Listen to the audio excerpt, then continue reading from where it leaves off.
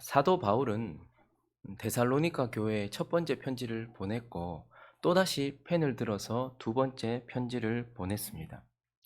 사도 바울이 다시 펜을 들어서 편지를 보냈던 이유 가운데 가장 큰 것은 교회를 훼손하고 파괴하려고 하는 대적자들에 의하여서 데살로니가 교회가 지금 고난을 극심하게 받고 있었기 때문이었습니다.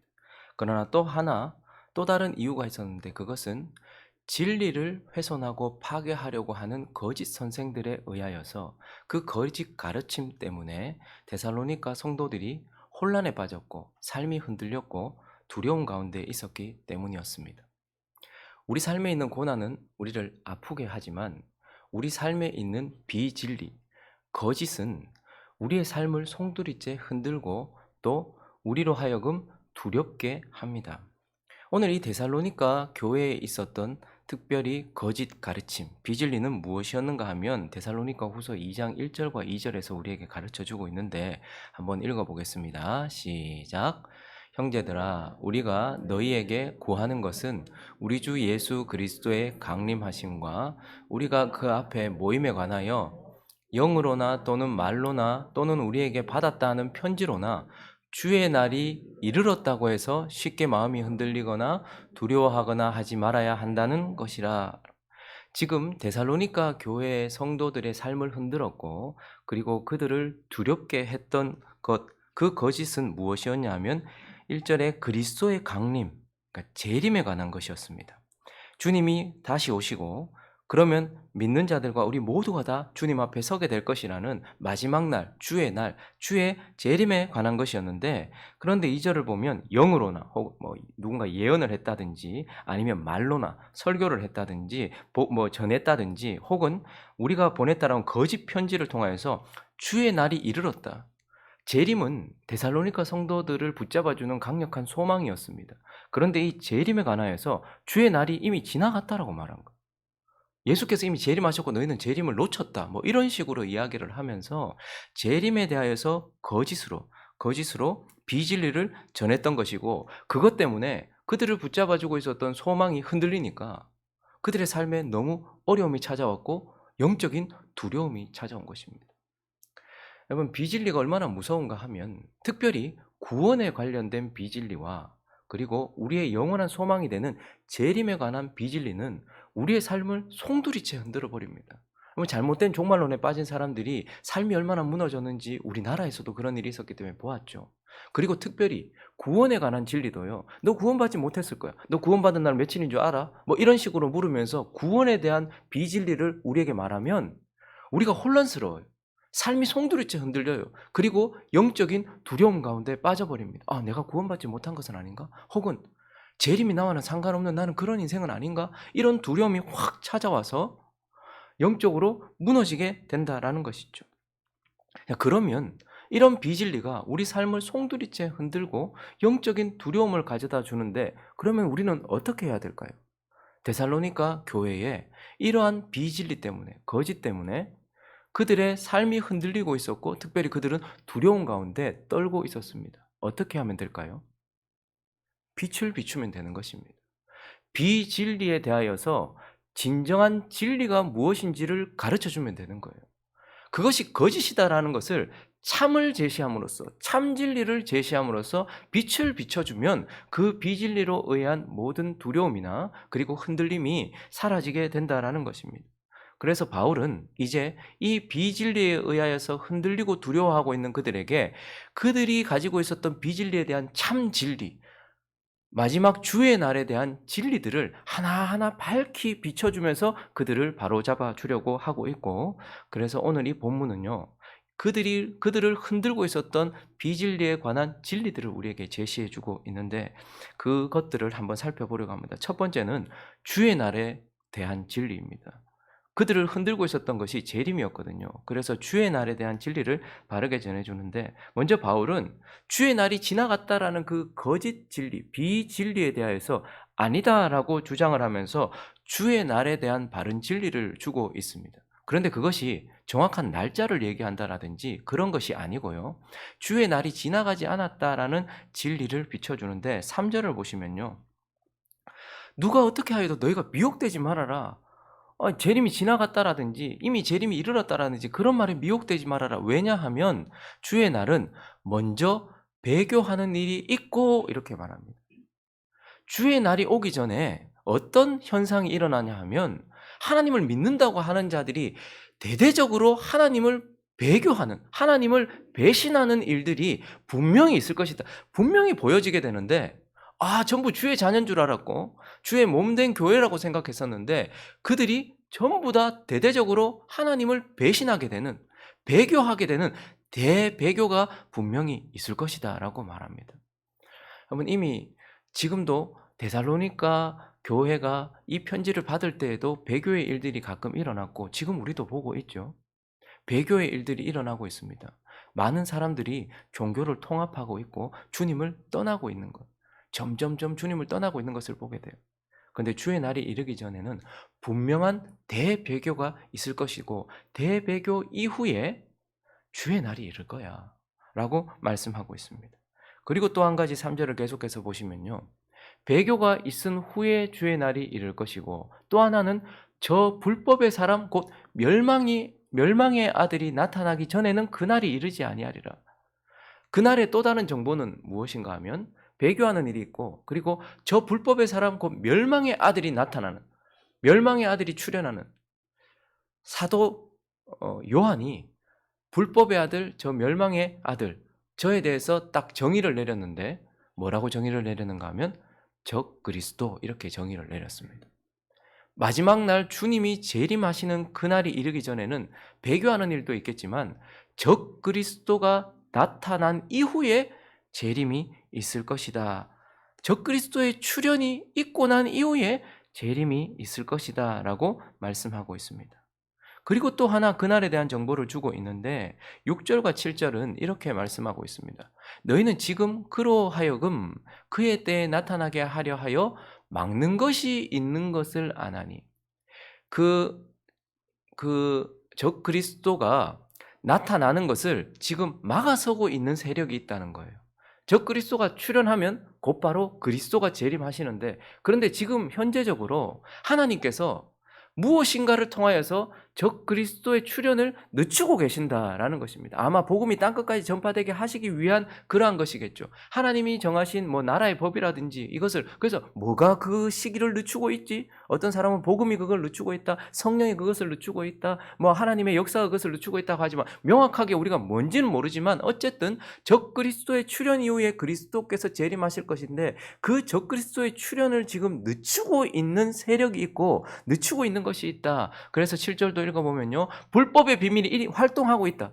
그러니까 적 그리스도가 불법으로 활동하고 있지만 그러나 지금은 그것을 막는 자가 있어서 그 중에 옮겨질 때까지 막아서고 있는, 적 그리스도가 확 나타나려고 하는데 그것을 지금 막아서고 있고 늦추고 있는 세력이 있어요. 그래서 그것을 옮기면 그때 적 그리스도가 나타날 것이고 그때야 비로소 그리스도가 재림하시는 날이 있을 것이다. 그런 지금 현재적으로는 어떻다는 겁니까?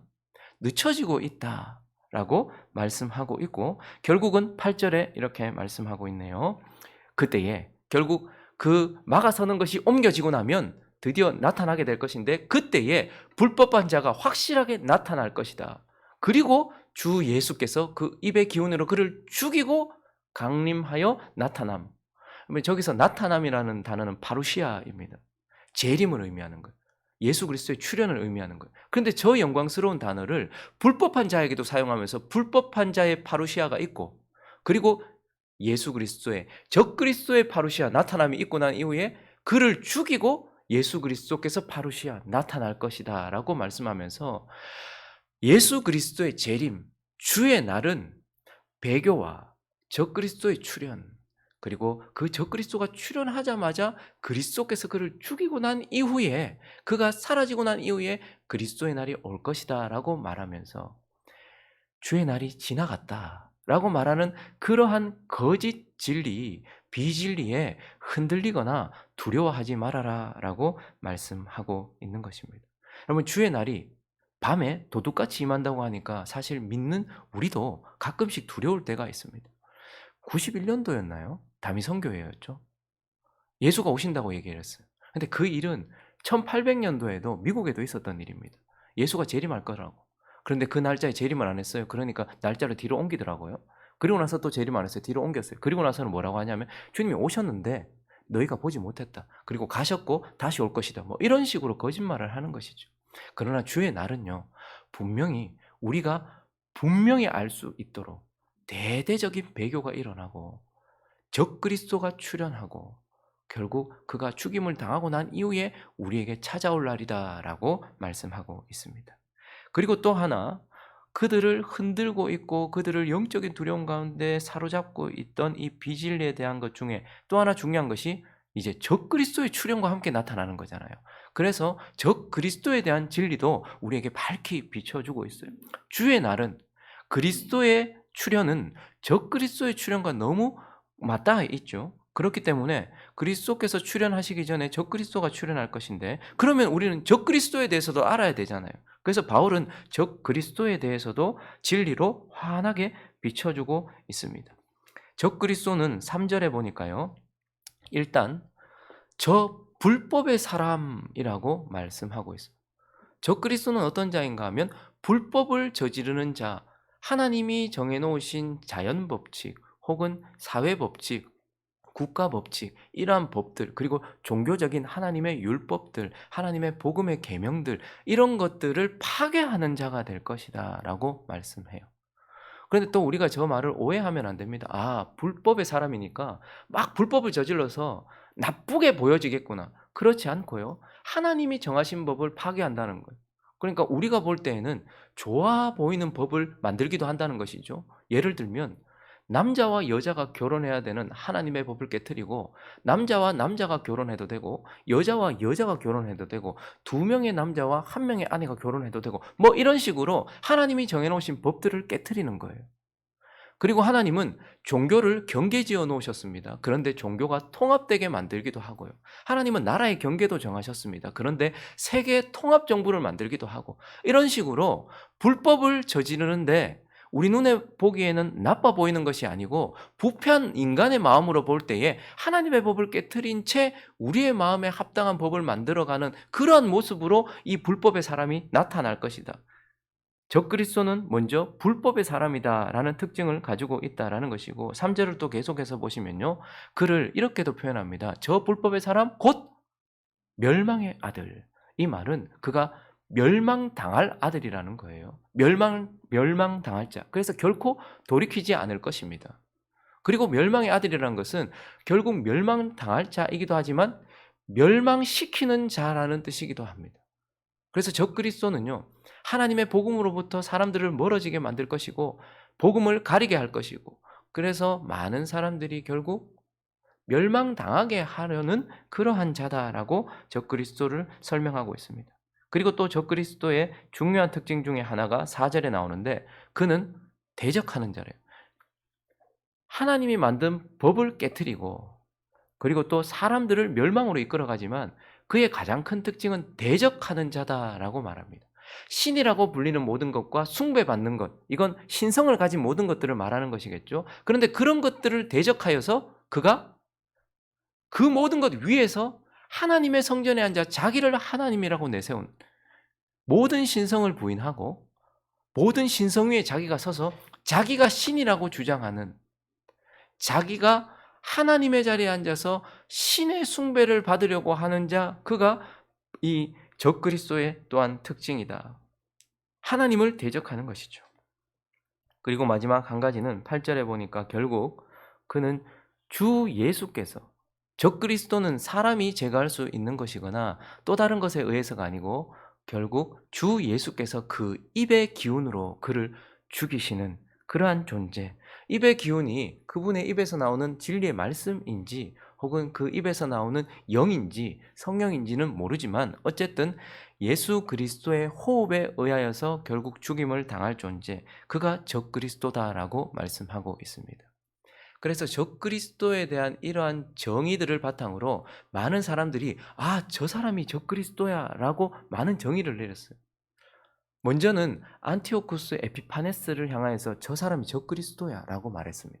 왜냐하면 그는 제우스의 아들이라고 스스로 자기를 모든 신성을 가진 자들 위에 서서 자기가 제우스의 아들이라고 말하면서 성전에 와서 성전을 회파하고 성전에서 돼지고기로 예배를 드렸던 그런 자였어요. 그래서 저가 적그리스도야라고 말했습니다. 근데 좀 시간이 지나네요. 그랬더니 예수 믿는 자를 박해하고 진리를 파괴하고 있는 황제들을 보게 되었습니다. 그러니까 사람들은 황제가 적그리스도다 이렇게 또 정의를 내렸어요. 근데 또 시간이 지났습니다. 그런데 보니까 강력한 정치력 그리고 종교적인 힘을 가지고서 좌지우지하면서 하나님의 진리를 대적하고 자기를 신성시하고 있는 교황들을 만나게 되면서 사람들은 교황이 적그리스도다 또 이렇게 정의를 내렸었죠. 근데 또 시간이 좀 지나요. 그랬더니 정치 집단이 아닌 종교 집단이라고 할 수 있는 공산주의가 일어났고 공산주의 안에 있는 독재자들을 보니까 딱 적그리스도 같다라고 말하면서 공산주의 저 누구 뭐 모택동 무솔리니 뭐 이런 사람이 적그리스도다 이렇게 말을 했습니다. 그들이 적그리스도의 모습을 가지고 있는 것은 사실이지만 그러나 우리가 함부로 쉽게 그가 적그리스도다 이렇게 말해버리면 이미 적그리스도가 나타난 거잖아요. 여러 시대마다 그리스도의 예표들도 있었습니다. 예를 들면 이삭이라는 사람은 그리스도의 분명한 예표였어요. 이삭은 아버지의 명을 따라서 나무를 지고서 죽음을 향해 걸어갔고 자기를 부인하고서 죽음을 향해 걸어갔고 모리아산 거기에서 자기의 생명을 아버지께 내어 맡겼던 그것을 보면서 이삭은 예수 그리스도의 예표다라는 것을 보게 되었죠. 또 어느 시대 모세 시대에는 모세는 예수 그리스도의 모습을 보여주었어요. 모세가 가고 나니까 여호수아가 일어섰는데 여호수아도 예수 그리스도의 예표였습니다. 그리고 다윗이 일어났는데 다윗 또한 그리스도의 예표였어요. 시대마다 그리스도를 예표하는 자들이 있었던 것처럼 시대마다 적그리스도를 예표하는 자들도 많이 있었던 것이죠.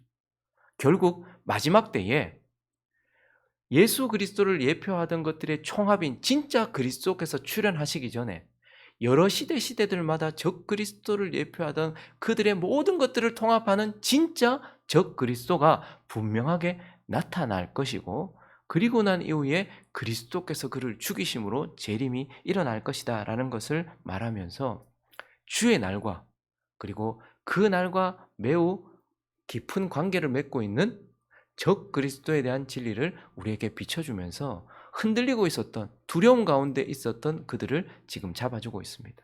그런데 바울이 또 하나의 진리, 그들이 흔들리고 있었던 두려움 가운데 있었던 그들에게 그들을 잡아주기 위하여서 또 하나의 진리를 비춰주고 있는데 마지막은 바로 성도에 대한 진리입니다. 이제 바울은 혼란 가운데서 흔들리고 있고 영적인 두려움 가운데 사로잡혀 있는 그들에 대한 진리를 밝히 비춰주고 있습니다. 바울은 지금 뭐라고 말하는 거 하니까 그들을 흔들었던 원인이 되던 그 주의 날과 적그리스도에 대한 진리를 비춰주고 있지만 이것 때문에 지금 흔들리고 있잖아요. 혹시 진짜 내가 재림을 지나쳐버린 자는 아닌가? 구원받지 못한 자는 아닌가? 이거 한번 경험해보면 엄청 두렵거든요. 그런데 그들에게 성도란 말이다. 너희는 결코 잠깐 흔들릴 수는 있지만 그 흔들림 속에서 영원히 두려움에 갇혀서 구원을 잃어버리거나 할 존재들이 결코 아니야. 너희가 어떤 존재인지 아느냐라고 말하면서 13절을 보면요. 그들에 대한 진리를 밝히 비춰주고 있습니다. 13절 읽어볼까요? 시작. 주께서 사랑하시는 형제들아 우리가 항상 너희에 관하여 마땅히 하나님께 감사할 것은 하나님이 처음부터 너희를 택하사 잠깐 여기까지만요. 먼저 그들에 대한 진리 첫 번째 처음부터 창세 전부터 영원 전부터 너희를 택하신 너희는 성부 하나님의 택하심을 가지고 있는 존재야 라고 그들에 대한 진리를 다시 한번 밝히 비춰주고 있어요. 거짓 교사들은 너희는 재림을 지나쳐버린 너희는 구원이 없는 자야. 그들에게 이런 두려움을 줬을지 모르겠어요. 그런데 바울은 너희 잠깐 흔들렸지만 너희가 어떤 자냐 하면 하나님이 창세 전부터 처음부터 너희를 택한 선택함이 있는 택하심이 있는 너희는 하나님 아버지의 택하심을 가지고 있는 자야. 그리고 셋째 줄을 계속 읽어볼까요? 시작. 성령의 거룩하게 하심과 그리고 성부의 영원한 선택과 성령의 거룩하게 하심도 네가 가지고 있는 존재야. 너는 성부 하나님의 택하심을 가지고 있고 성령 하나님의 거룩하게 하심을 가지고 있는 존재야. 그리고 14절을 보시면요. 이를 위하여 읽어볼까요? 시작. 우리의 복음으로 너희를 부르사 우리 주 예수 그리스도의 영광을 얻게 하려 하십니다. 너희는 또한 복음이신 예수 그리스도를 가지고 있는 존재야. 성부 하나님의 택하심과 성령 하나님의 거룩하게 하심과 성자 예수 그리스도, 복음이신 예수 그리스도를 소유하고 있는 존재고, 13절을 다시 한번 띄워주시겠습니까? 그리고 결국 너희는 진리를 믿음으로 구원을 받게 하신 존재야. 너희에게는 믿음이 있어 라고 말씀하고 있는 것입니다. 재림이 지나간 것은 아닌지, 주님이 나를 버리신 것은 아닌지 라는 두려움 가운데 있었던 성도들을 향하여 너희는 성부 하나님의 선택하심과 성령 하나님의 거룩하게 하심과 성자 예수 그리스도의 복음을 가지고 있고, 그 복음을 믿는 믿음도 하나님이 주셔서 믿게 하신 자들이다 라고 그들을 향한 진리를 환하게 비춰주고 있고, 또 너희를 흔들 만한 거짓 속임들이 있을 수 있고 거짓 메시지들이 있을 수 있지만, 그 속임들에 결코 속아 넘어가서 완전히 구원을 잃어버릴 자가 아니라는 것을 설명하면서 9절에 보면 이렇게 말씀하고 있습니다. 악한 자의 나타남, 적 그리스도의 나타남이죠. 그런데 적 그리스도는 사탄의 활동을 따라 모든 능력과 표적과 거짓기죠. 적 그리스도는 강력할 것입니다. 왜냐하면 적 그리스도는 한 사람의 능력으로 나타나는 것이 아니라 적 그리스도 뒤에서 적 그리스도와 함께 역사하는 사탄의 능력으로 나타날 것이라고 말하면서 10절을 보면 불의의 모든 속임으로 속일 거예요. 그러니까 얼마나 두렵겠어요? 사단의 능력으로, 강력한 영의 능력으로 사람들을 다 속이고 있으니까 혹시 나도 거기 속아 넘어가지는 않을까? 나도 미혹되어 가지고 삶이 흔들리고 혹은 구원을 잃어버리는 것은 아닐까? 이렇게 생각하겠지만, 그 적 그리스도의 속임은 누구에게 있다는 거예요? 멸망하는 자들에게 역사할 거라는 거예요. 적 그리스도가 아무리 잘 속이고 아무리 강력해도 그 적 그리스도의 역사는 하나님 아버지의 선택과 성령의 거룩하게 하심과 복음이신 예수 그리스도와 그분을 믿는 믿음을 가지고 있는 너희에게는 역사할 수 없고 멸망하는 자들에게만 역사하는 능력이다. 그런데 그 멸망을 받는 자들이 어떤 자인가 하면, 그들이 진리의 사랑을 받지 아니하며, 이 말은 그들이 진리를 사랑하지 아니하며 진리를 믿지 아니하며 진리를 버리는 자며, 이런 뜻입니다.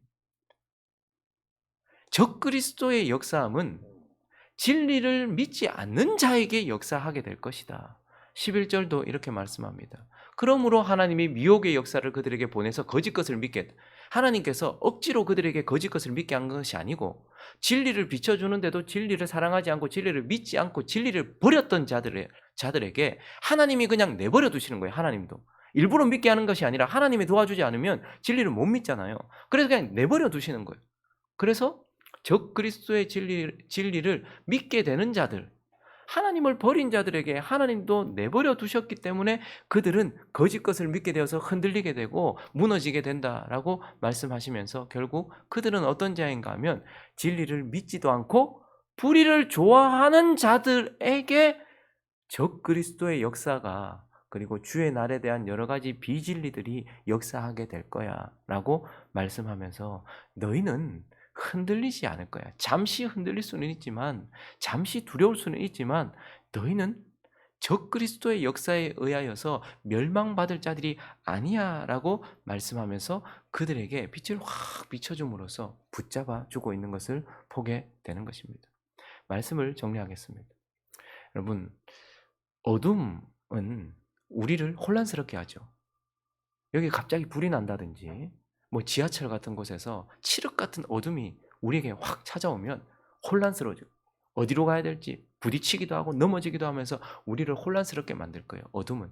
그리고요, 어둠은 우리에게 강력한 두려움을 가져다 줄 것입니다.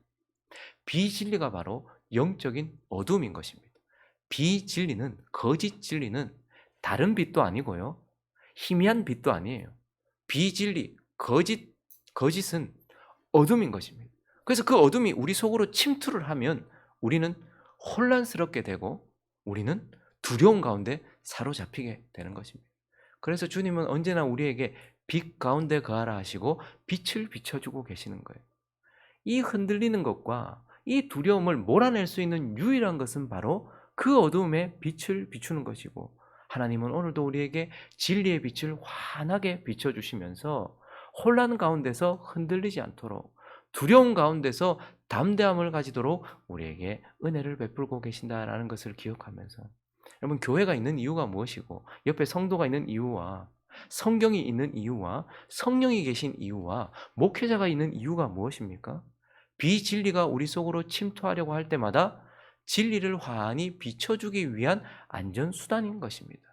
그러므로 우리가 이 빛 대신 예수 그리스도의 말씀과 진리를 환하게 비침받음으로써 흔들리지 않고 두려움 없이 주님을 섬기며 하나님을 찬양하며 살아가는 저와 여러분 되시기를 예수 그리스도의 이름으로 축원합니다.